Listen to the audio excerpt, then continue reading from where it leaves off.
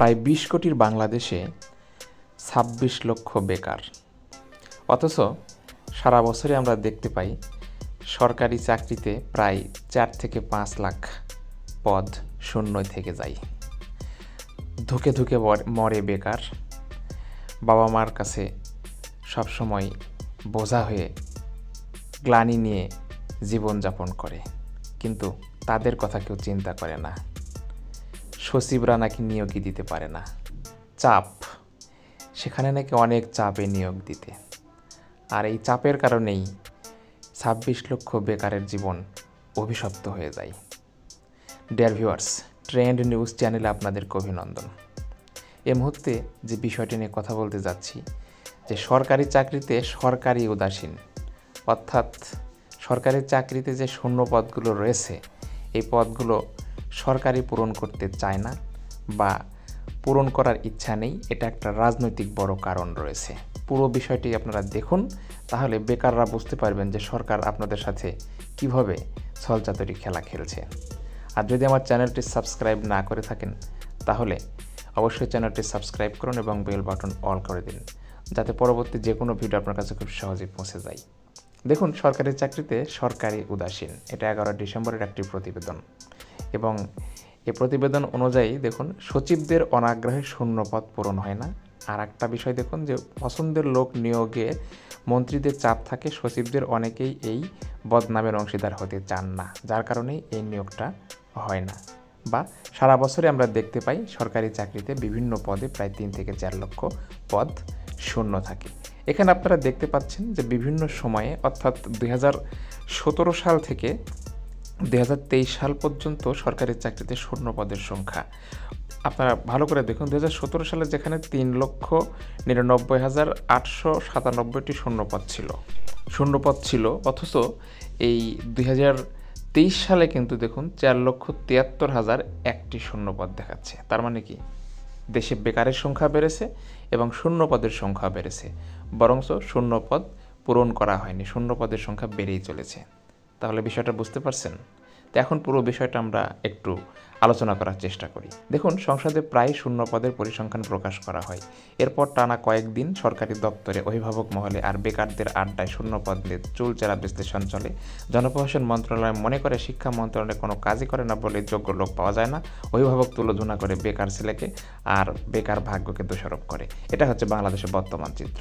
এখন সত্য সংসদ নেই, তাই জনপ্রশাসন মন্ত্রণালয় থেকে শূন্য পদের পরিসংখ্যান প্রকাশ করা হয়েছে। গত ২ ডিসেম্বর বাংলাদেশ ব্যাংকের গভর্নর, সব মন্ত্রণালয়ের সচিব, বিভিন্ন সংস্থার মহাপরিচালক, কর্পোরেশনগুলোর চেয়ারম্যান, ডিরেক্টর, বিভাগীয় কমিশনার, জেলা প্রশাসক সহ সংশ্লিষ্টদের নির্দেশনা দেওয়া হয়েছে জনবল নিয়োগে দ্রুত পদক্ষেপ নেওয়ার জন্য। এই সঙ্গে লোক নিয়োগের জন্য অলরেডি কাজ বেগবান করতে কী পদক্ষেপ নেওয়া হয়েছে তা ১৫ কার্যদিবসের মধ্যে জানাতে বলা হয়েছে।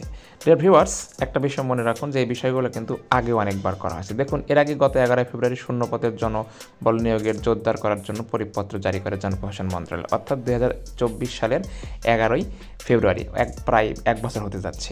সেই সময়ে জনপ্রশাসন মন্ত্রণালয়ের সচিব মেজবাউদ্দিন আহমেদের চিঠিতেও ১৫ দিনের মধ্যে তথ্য চাওয়া হয়েছিল। ২১ সালের ২৭ অক্টোবর একই সময় জনপ্রশাসন সচিব এম আলী আজমও একই ধরনের চিঠি দিয়েছিলেন। একজন সচিব নাম না প্রকাশ করা সত্ত্বে দেশ রূপান্তরকে বলেন, বেকারদের এই দেশে শূন্যপদের একটা লোভনীয় বিষয়। রাজনৈতিক দলগুলো চায় এই ইস্যুটা পুঁজি করতে, তাই তারা কয়েকদিন পরপরই শূন্যপদ পূরণের চিঠি পাঠাতেন। এই সরকারের কাছ থেকে সাধারণ মানুষ বিশেষ কিছু চাই। সরকার ১ বছরে গড়ে ৪০,০০০-এর বেশি পদ পূরণ করতে পারে না। এই সরকারও পারবে না, পারতে হলে নতুন কিছু করতে হবে। তা না করে গতানুগতিক ধারায় হাঁটছে জনপ্রশাসন মন্ত্রণালয়।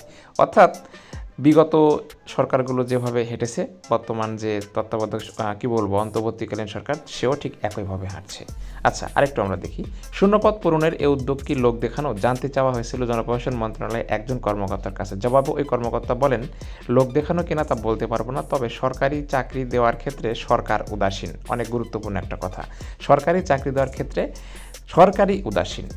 ভালো করে লক্ষ্য করুন, অনেক সচিব চান না তাদের সময় লোক নিয়োগ হোক, কারণ এই প্রক্রিয়া শুরু হলে প্রথম চাপটা আসবে মন্ত্রীর কাছ থেকে। অর্থাৎ এখানে তদবিরের বিষয়টা বলা হচ্ছে। দেখুন, 100 জন নিয়োগ করা হলে মন্ত্রী 75 জনের একটা তালিকা ধরিয়ে দেন। এর বাইরে পাওয়ার হাউসগুলো তো রয়েছেই, প্রধানমন্ত্রীর কার্যালয়, অন্যান্য মন্ত্রণালয়, গুরুত্বপূর্ণ ব্যক্তি, বিভিন্ন গোয়েন্দা সংস্থা, এমনকি আত্মীয়স্বজনও তদবির নিয়ে হাজির হন। তখন সংসারে অশান্তি শুরু হয় এবং পাওয়ার হাউসগুলোর সঙ্গে দূরত্ব সৃষ্টি হয়। এসবের ফলে ড্যাম্পিং পদে বদলির সম্ভাবনা তৈরি বা ওএসডি হতে হয়।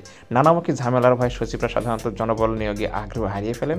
আর সচিব যদি আগ্রহ না দেখান, মন্ত্রী যতই চান না কেন লোক নিয়োগ সম্ভব হবে না। কারণ সচিবই হচ্ছেন মন্ত্রণালয়ের চিফ অ্যাকাউন্টিং অফিসার। এ কারণেই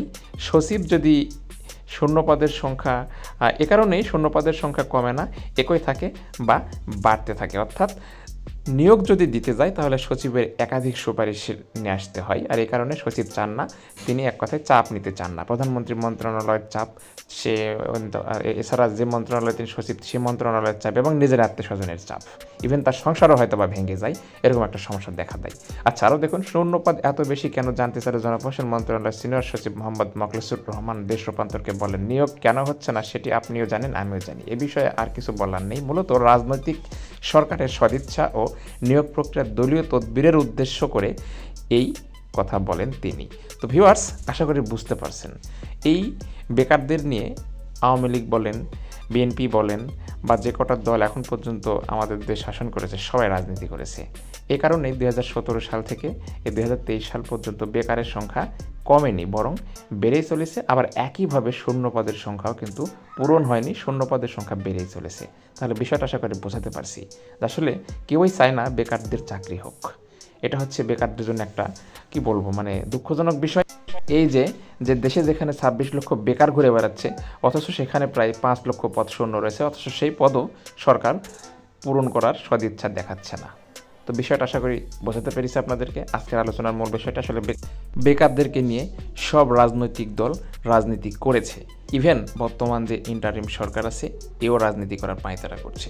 আসলে কি বলবো, যে দেশ 26 লক্ষ কর্মক্ষম ব্যক্তিকে কাজে লাগাতে পারে না, যে দেশের রাজনৈতিক দলগুলো বেকারদের দুরবস্থার কথা চিন্তা করে না, সে দেশ কী করে আগাতে পারে? আর সে দেশ কীভাবেই বা সামনের দিনে একটি উন্নত দেশে রূপান্তরিত হবে? এটা আপনাদের কাছে প্রশ্ন রেখে গেলাম।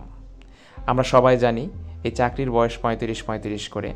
আজকে পর্যন্ত কতদিন যে এই বেকাররা রাস্তায় নেমেছে, তবুও 35 কার্যকর করতে পারেনি সরকার। 2 বছর বৃদ্ধি করে আমরা জানি যে ইতোমধ্যে 32 বছর করা হয়েছে। তো যাই হোক, প্রশ্ন সেটা না। আমাদের দেশে এই 26 লক্ষ বেকারদের মধ্যে যদি 5 লক্ষ বেকারদেরকেও আমরা চাকরির ব্যবস্থা করে দিতে পারতাম, তাহলে এই 5 লক্ষ বেকার অন্তত 5 লক্ষ পরিবারকে অন্তত ভালো করে খাওয়াতে পড়াতে পারতো, একটা ভালো জীবন দিতে পারতো। তো ভিউয়ার্স, এটাই ছিল আজকের মূল বিষয়। আশা করি বিষয়টি বুঝতে পেরেছেন যে বেকারদের জন্য কেউ নয়, সবাই নিজের জন্য। ধন্যবাদ।